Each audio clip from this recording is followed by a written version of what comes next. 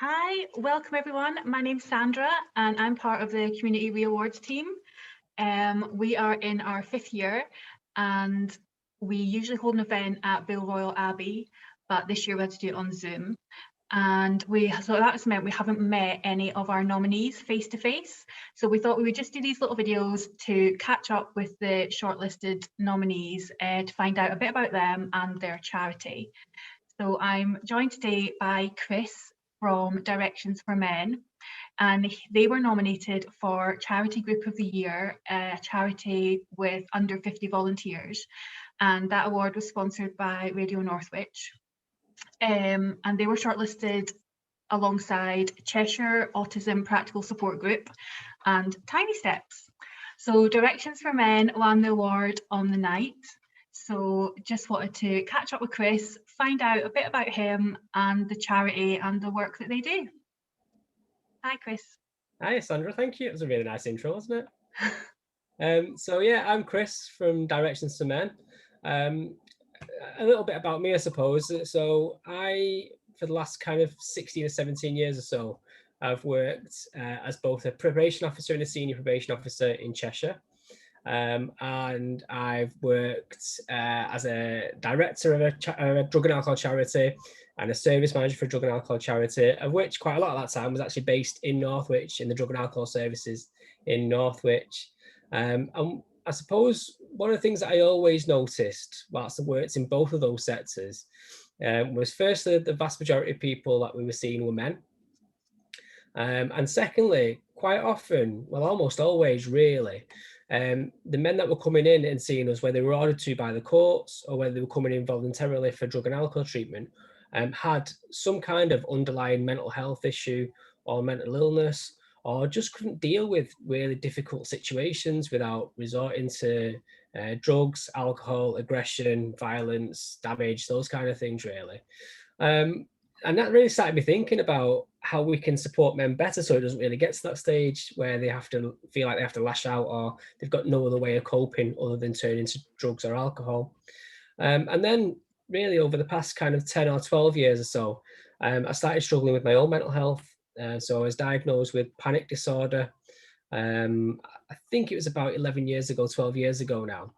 And at the time, I never really spoke to anybody about it. So I was doing things like having to pull over in the car because I was thinking of having heart attacks. I was calling ambulances out to myself. I was going to hospital for heart tests and things like that.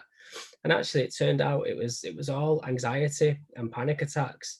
And when I went to the doctors to get that diagnosis and speak to the doctor about how I was feeling, there were two options really. It was take this tablet, which will help you to feel better straight away, or it was wait 6 months for an appointment with a therapist, and we can see if we can do some therapy to support you. So obviously in that circumstance, you try and take the thing that will make you feel better straight away. So I tried medication and that didn't work particularly well for me, and I stopped using that after a few months. And then really I started talking about it to people, learning about it a little bit myself. I think with anxiety, with all mental health issues, you learn what your triggers are and how to manage it, and that takes a bit of time and a bit of effort. Until I get to this point now where I very rarely suffer with a panic attack or an anxiety attack, and I manage it quite well. And then I suppose the other major thing that affected my reasons behind setting up Directions to Men was 2 years ago in January. We lost a family member of our own to suicide. Right. It was my cousin John Paul. He was the same age as me. I'd spent time living with him when I was a child, and although we knew that he was struggling, and he had period of times when he'd been through real difficulties, what we never really realised, which I don't think anyone ever does, was how bad it got for him, and the fact that he was in that position where he was considering taking his own life, until he did. And those really are the major reasons behind me setting up Directions for Men. Yeah, I mean, it's like it totally resonates what you're saying about the drug and alcohol issues. Like when you actually dig down deep into what's going on in society and men's mental health, it's not very fashionable, is it? It's not like doesn't really get much publicity, the whole Yeah, that whole Yeah. aspect of mental health. It doesn't really, but you do hear regularly kind of the big headline about the suicide rate, and 3/4 of all suicides are men, but they don't really dig any deeper into that really. And if you do dig a little bit deeper, you realize that 86% of people who are street homeless are men. 95% of the prison population are men. Men are less likely to seek help. Men are less likely to be referred to mental health services. 2/3 of drug and alcohol service caseloads are men. And you really start to realize how much not talking is having a massive impact on men and their whole lives, and then therefore the lives of their wives, girlfriends, mums, dads, brothers, sisters, and the whole community really. Yeah. So it's been 2 years since you've created this charity. 18 months. Yeah, 18 it was months. September 2019 we started. Yeah. And so tell us a bit about the work you've been doing in the area. So it's been amazing, really. So our main aim is to provide peer-to-peer support groups where men can come and talk about what it is that they're going through. And when they come and talk about what it is they're going through, they're talking to other men that understand where they come from, that have been through the same thing or are going through the same thing. And then they make that connection that helps each other to talk about what it is that they're going through and find ways of overcoming it. So we started off, our first group was in Warrington in September 2019, and we really quickly grew to delivering groups in Bolton and Manchester, and we grew into Northwich as well. And we were providing kind of 10 or 11 groups at one stage and getting 30 or 40 men every single week coming to talk to us. And then COVID hit, and we had to close all of those groups down at the beginning. And we spent about 6 months without any groups and just delivering groups online. And now we're starting to get back into it again and starting to get into deliver groups again. So we're back in Warrington, and we're back in a couple of groups in South Manchester. We've just started a group in Wigan, and we'll be back into Northwich before anyone knows it as well. We'll be back there soon. And it is just that opportunity to go somewhere and talk about what it is that you're going through, and knowing that you're not going to be judged, knowing that you're talking to other men that have been there and that understand where you're coming from, and supporting each other and helping each other through it. That's essentially the be all and end all of what we do. So how do people get in touch with you if they need your support? So we've got Facebook, Directions for Men. If people just search that on Facebook, they'll find us. On Twitter, it's Directions and the number 4 Men, because we're trying to be down with the kids, so we put number 4 instead there. You can email us at hello@directionsformen.org.uk, and you can telephone us on 07894 971 434. So whichever way you feel most comfortable getting in touch, I just urge any men who are struggling to contact us. And what kind of feedback have you been getting from people that you've helped, or their family members? It's a little bit overwhelming, really, Sandra, because that's the best part of what we do is when men tell us the difference that it's made to them. We've had wives who've emailed us to say it's kind of saved their marriage, or it's brought back the man that they fell in love with all those years ago that they thought they'd lost.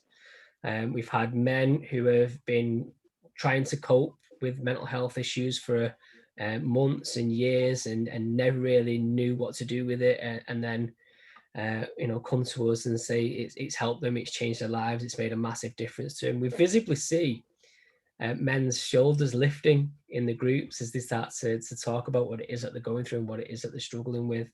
And as for my wife, she's really happy because she doesn't see me very much anymore. Keeps you out of trouble. Yeah.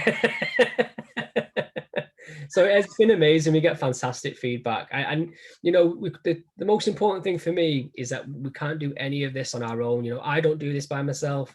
Directions for Men never operates on its own. We've got some fantastic people who work with us. We've got a great board. Fantastic guys who've delivered groups for us, who've supported us to develop our materials, brilliant organizations who donate rooms for free, who connect with us, who refer men to us, who talk about us. So, although Directions to Men won that award on the night, it certainly wasn't an award for just us. It is an award that recognizes all those great people and great organisations that have supported us as well. Oh yeah, that's great. It is, and it does take, you know, a lot of different support networks to make something successful, but it sounds like you're doing amazing work, definitely. Thank you. I hope so. I had a full head of hair when I started, and it's So I can't remember who nominated you actually. I think it was more than one person. So this is the first year that we broadened it out of Northwich to the Cheshire area. So what did you think when you got nominated? Had you been nominated for anything like this in the past? No, no, absolutely not. And actually, I didn't even know that I'd been nominated until we got the email from you guys to say that we'd made the shortlist as well. I was just absolutely blown away. You know, when you're doing something like this, it can feel like a really lonely place, even though we talk about all that support and all those people that are backing you up and supporting you and helping you. Quite often, it can feel very lonely. You know, you're on a bit of a mission. And you feel like you've got all the kind of the weight of the world on your shoulders when you're doing it. So to actually find out that you've been nominated for an award like this, one, it makes you feel fantastic that you're on the right track and you're doing something good that's hopefully making a difference. But two, it helps you to realize that you're not on your own, and that there are lots of people out there that recognize what you're doing and the importance of it, and are supporting you in that as well. So it's an amazing moment when you realize you've been nominated. Yeah, and I always find when we do the Community ReAwards award ceremony, it's always quite overwhelming when you hear all the different kinds of charities and all the reasons that the charity started and all the amazing work they're doing and how much they rely on volunteers to make that happen. Do you know you do you realize there's some amazing people and organizations out there, aren't they, doing fantastic work that.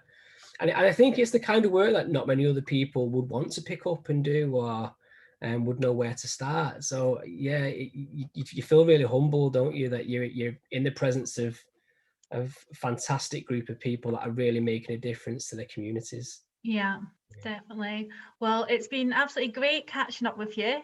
And we'll post this on Facebook and share your page so that if anyone wants to get in touch with you, they can. But congratulations again on winning and on your High Sheriff Award as well that you got from Thank this you. on the night. And take care. Take care. Thank you. Lovely to talk to you, Sandra. Thanks. Thanks. Bye.